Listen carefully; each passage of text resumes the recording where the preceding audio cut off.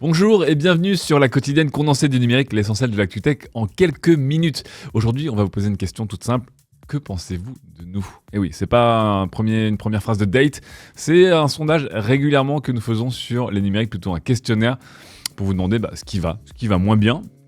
Aussi, ça fait quand même 17 ans que le site existe et qu'il continue d'évoluer. N'hésitez pas à répondre à ce petit questionnaire en bas.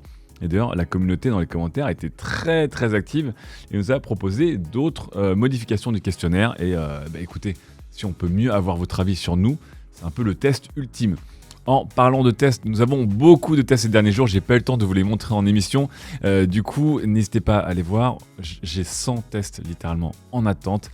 Des voitures, des scooters, de la maison, de la sécurité, des ordinateurs évidemment, des smartphones à gogo, des cartes graphiques, mais aussi on a des comparatifs, des labos d'écran, etc. Ça ne s'arrête jamais, on en a parlé ce matin, et allez voir tous ces tests évidemment sur le site des numériques. Je peux même pas vous les mettre en description sous la vidéo, il y en aurait beaucoup trop. Passons maintenant au reste de l'actu. En dehors des numériques, il se passe une vie, et une vie un petit peu complexe, puisque je vous rappelle que la guerre entre la Russie et l'Ukraine a débuté depuis jeudi dernier, et ça ne s'est pas arrêté, il y a eu beaucoup de news, vous imaginez, durant ce week-end, et on vous a fait le tri des news plutôt portée cyber et portée numérique.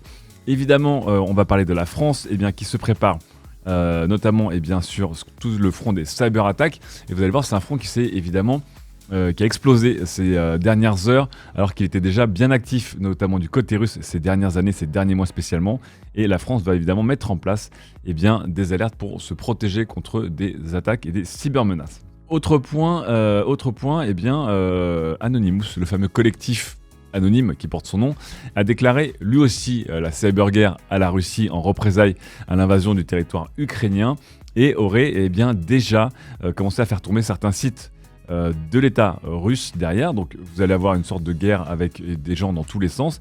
Et puis l'Ukraine elle-même fait appel à des hackers volontaires, ce coup-ci pas de manière offensive, mais défensive, pour protéger ses propres infrastructures critiques. Je vous rappelais vendredi qu'il y a une grande bataille autour du transfert et de la sécurisation des données ukrainiennes qui ont été recentralisées dans le pays et que maintenant on essaie de faire sortir du pays. Autre point, évidemment, on a des coupures internet dans tous les sens en Ukraine depuis plusieurs jours. On ne sait pas d'où ils viennent, mais voilà, regardez mon regard et mon doigt.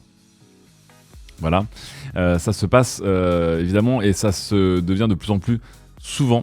Donc ça va devenir de plus en plus compliqué en fait pour suivre ce qui se passe là-bas, si en fait le net là-bas tombe, puisque ça va être plus difficile d'être en communication avec les autres pays.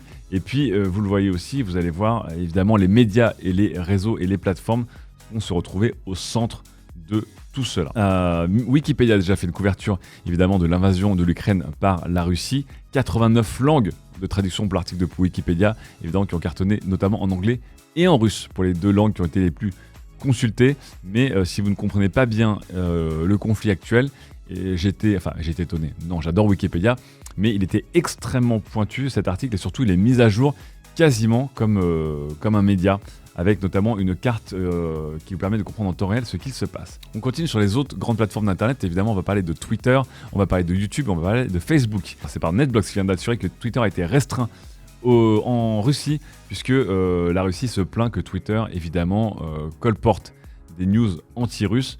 Twitter eux-mêmes sont en train de gérer la situation pour voir quelle est cette restriction. Meta, de leur côté, continue, comme je vous l'avais dit, à gérer un petit peu leurs efforts là-dedans, et ils ont évidemment un parti pris où ils vont plutôt défendre les intérêts ukrainiens là-dessus, et ils vont notamment bloquer certains comptes russes et certains comptes de propagande russes, et ils vont mettre à jour évidemment toutes leurs actions dans les prochains jours. Google, de leur côté aussi, aurait bloqué plusieurs chaînes et plusieurs monétisations de chaînes via YouTube par exemple, avec notamment le fameux RT, le Russia Today, le média d'État, qui d'ailleurs a une version française, et Google se met en branle, même si on ne comprend pas bien exactement pour l'instant comment YouTube choisit de démonétiser ou de délister des chaînes de sa plateforme. La guerre médiatique continue, puisque vous le voyez dans ce communiqué russe traduit par Google, ils se plaignent eux de justement être bloqués, notamment sur plusieurs de leurs médias par Meta, et c'est une guerre qui va évidemment continue de plus belle, puisque du côté de l'UE, Ursula von der Leyen a clairement annoncé elle aussi qu'ils vont bannir de plus en plus les médias d'État ou les médias de propagande russes, comme Russia Today, comme je vous le disais tout à l'heure, mais aussi Spoutnik. Bref, la guerre est clairement engagée de ce côté-là. On passe maintenant au côté un petit peu financier avec une autre guerre qui est évidemment une guerre de l'argent, bien sûr. Et vous le voyez, le compte Twitter de l'Ukraine qui vient de publier ses wallets publics, ses adresses publiques pour envoyer des bitcoins, de l'Ether ou de l'USDT en ERC20. Et vous le voyez, cet appel, couplé à d'autres appels plus informels, frôlerait déjà les 19 millions de dollars de dons en crypto-monnaie.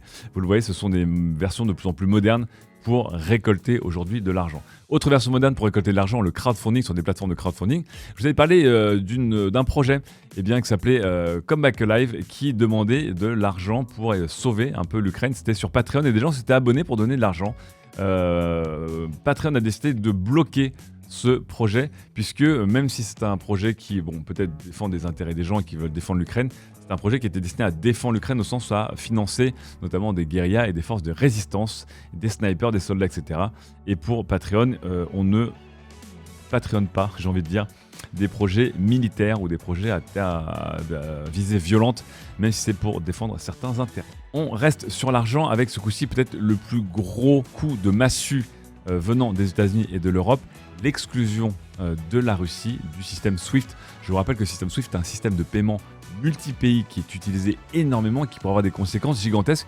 Beaucoup de gens disent que c'est la bombe nucléaire numérique. Là, à un moment où on commence à parler de guerre nucléaire, là on parle de guerre nucléaire numérique et la sortie de système SWIFT pourrait être une catastrophe pour la Russie. Et si vous voulez savoir pourquoi, allez voir cet article du Carnegie Moscone Center qui vient de Maria Shagna et qui fait un parallèle avec la sortie, notamment le bannissement de l'Iran en 2012 du système SWIFT. Globalement, c'est quasiment la moitié des exports de gaz et de pétrole russes qui pourraient sauter puisqu'ils sont gérés en dollars. Et évidemment, ça pourrait être une catastrophe financière pour la Russie. Je pense qu'on n'est plus à ça près. Mais l'article nous explique aussi que depuis quelques années, la Russie mais aussi la Chine sont en train de mettre en place leur propre système de transfert d'argent et leur propre système de paiement dans le cas où ils se feraient un jour sortir de SWIFT.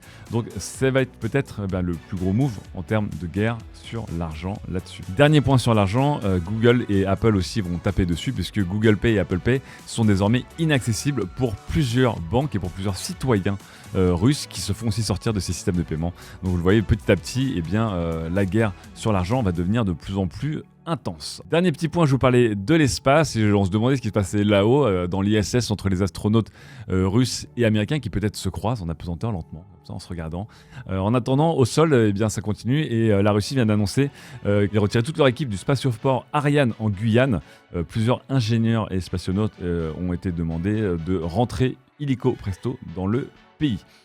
Voilà pour le point Ukraine-Russie. J'essaie de vous tenir au courant de ce qui se passe en tout cas chaque jour sur le point du numérique et des technologies. Passons maintenant au reste de l'actualité avec une nouvelle étonnante. Regardez-moi ça, regardez cette voiture qui sort des usines. On commence à le voir de manière classique lorsqu'une voiture sort de chez Ford, de chez Tesla, une voiture électrique, tout le monde applaudit. Mais là, c'est une voiture qui sort de chez Faraday Future, la fameuse FF91. Faraday Future, je vous rappelle, s'était posé un petit peu en grand concurrent de Tesla il y a des années, avant qu'on se rende compte qu'il y ait de la corruption, des malversations, des bidouilles.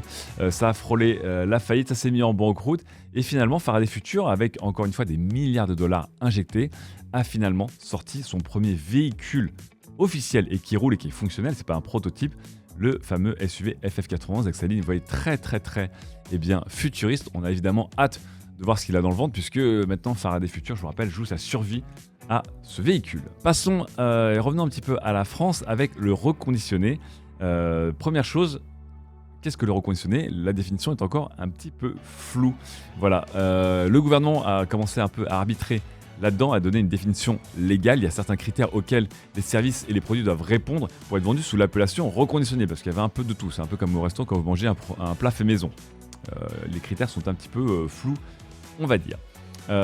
Cet ancrage de loi met les choses au clair. Il n'est plus possible de commercialiser des produits d'occasion sous des appellations état neuf comme neuf ou à neuf. En effet, dès lors qu'un produit se dit reconditionné, il est désormais impossible de faire référence à du neuf. Donc quelles sont les conditions ? Il faut que l'objet ait subi plusieurs tests de fonctionnalité. Les fonctionnalités de l'appareil doivent faire l'objet de plusieurs interventions si besoin. Le texte contraint également les vendeurs à commercialiser le matériel après avoir supprimé la totalité des données de l'ancien propriétaire. Merci beaucoup, c'est plutôt pratique. C'est une bonne chose pour UFC Que Choisir. Ça devrait apporter plus de clarté au marché et ça va y aller puisque dans une autre étude de l'Institut Kantar, eh bien, on se rend compte que pour un tiers des Français, l'achat de smartphone neuf n'est plus systématique. C'est comme les antibiotiques, voilà. Et donc évidemment, l'occasion et le reconditionné commencent à venir de plus en plus à l'esprit des gens lorsqu'ils achètent des objets technologiques. On vous dit souvent, les objets sont toujours plus puissants et toujours plus durables. Pourquoi ne pas en profiter ? Et donc, on va avoir une grosse progression du côté de la seconde main. Et franchement, ce n'est pas plus mal. En attendant, est-ce que vous achèterez des nouveaux produits Apple ? Je ne sais pas. Mais si vous achetiez un iPhone qui ne coûte que 200$, c'est une des prédictions / souhaits de Mark Gurman, le journaliste de Bloomberg, qui se demande si l'iPhone SE actuel, qui a un design d'iPhone 8, ne pourrait pas rester au catalogue là où le nouvel iPhone SE, qui va être notamment montré dans quelques jours, pourrait arriver, ce qui permettrait à Apple d'avoir toujours un téléphone à 490 $, et surtout d'avoir un téléphone placé stratégiquement, notamment et au hasard, à 200$ en utilisant l'ancien iPhone SE.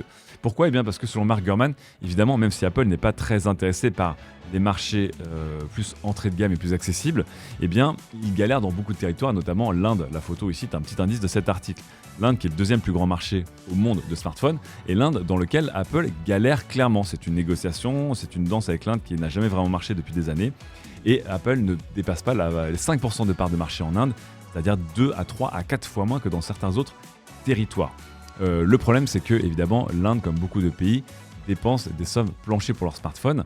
Et aujourd'hui, 200$, c'est déjà un milieu de gamme. L'intérêt pour Apple serait évidemment de venir attirer des nouveaux consommateurs vers leur écosystème pour qu'ensuite, ils se mettent à jour et ils montent en charge pour acheter des iPhones de plus en plus chers.